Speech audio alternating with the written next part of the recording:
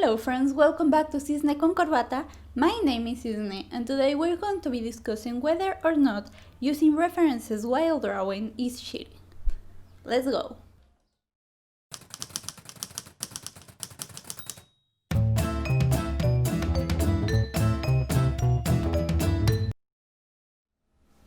If you have this question, then you probably have heard at least one person saying that using references while drawing is wrong. And you might even have encountered people who are really happy to have drawn something without looking at references. But is this really wrong? Is this really the same as cheating? The answer to me is really simple. No, it's not. And there's no reason to think it's wrong. That's it. That's the video. Subscribe and click the notification bell. In all seriousness, this trend of bashing people for using references to draw started long ago in DeviantArt. The exact reasoning behind it, I am not so sure. What I know for sure is that many people were really excited about the idea of being able to draw without looking at any image that might tell them how the final result of their drawings might look like, as if this ability would make them better artists than the ones who use references. My guess here is that they were confusing using references with tracing. While both tracing and referencing involve using an already existing image, tracing is taking that image and drawing over it, while referencing is not much different than to draw someone that you are seeing physically. You are not cheating by using a reference. A reference is just a reminder of how things should look like. Even with this, tracing is not the real problem, at least not by itself. Tracing can actually be really useful to develop muscle memory. It is not weird to see animators tracing, not only during the animation process, but before it, taking an original drawing and tracing over it as to make sure they understand the style that is being used during the animation, and so ensuring that they will be able to draw it in a consistent manner. So really, tracing is not the problem either. The problem is tracing and saying you are the one who drew it originally. And of course, this also depends on the context. If you are taking a drawing that is actually yours and trace over it to make faster the process of whatever you are trying to do, then of course it's not stealing, you are in the clear.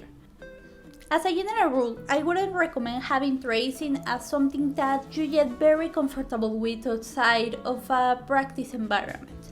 This is because not only it can be seen as stealing, it's also something that can really stop your growth as an artist, because you stop going outside of your comfort zone and you are often just repeating the same mistakes that you repeated in the past. You can use tracing as a tool to further develop your muscle memory and to make yourself familiar with a particular art style, but don't rely on it to be able to draw. If you want to rely on something, let it be references. References are your support net. They are very important to understand anatomy and to get poses right.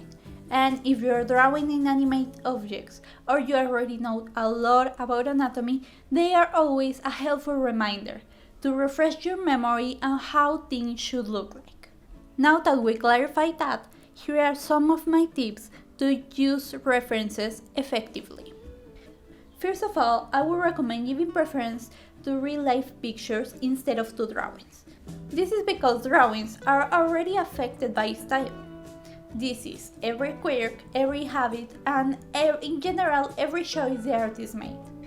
In many cases, these choices might look good, but they also might not be realistic, and this is the reason you need to focus more on real-life pictures, especially if you are aiming for something that looks realistic. If you cannot find pictures of the pose or the angle that you need, then you can either take a picture yourself or use very realistic drawings.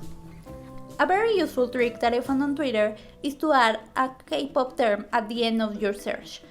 For some reason, this brings up more and better real-life pictures to use as references. And that reason might be that K-pop stans are just amazing in general. You go K-pop stans, I love you. You can also find very good references in dedicated websites and apps.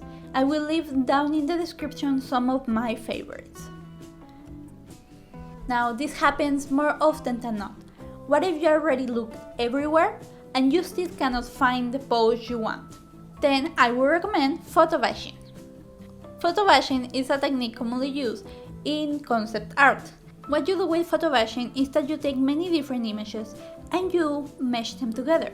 And the good part is that you don't really need a lot of ability at blending images together. The most basic cutting and resizing images is all that you need. And you don't even have to cut them well. Here on screen, I'm showing you what I did to get the reference for my drawing of Sokka dreaming about Princess Yue. As you can see, you don't need a lot of ability with editing software to do this. But you still need to be careful to get it right. You need to learn about proportions and perspective, because both of these change from image to image. And if you're not careful, you may end up making something that just doesn't look right. But the same as always, what is really important is that you put effort into learning and keep practicing. Don't get discouraged and don't be afraid to use the resources that are available to you. That's everything for today's video. Let me know down in the comments where do you get references to draw. I am always happy to add more size to my collection, so please don't hesitate and tell me. The comment section is always open if you have any further questions or if you want me to do a specific video. So leave me a comment, give me a thumbs up, subscribe, click that notification bell and follow me in social media at Cisne con corbata in every single one. I wish you a great day and an amazing life. See you next week. Goodbye.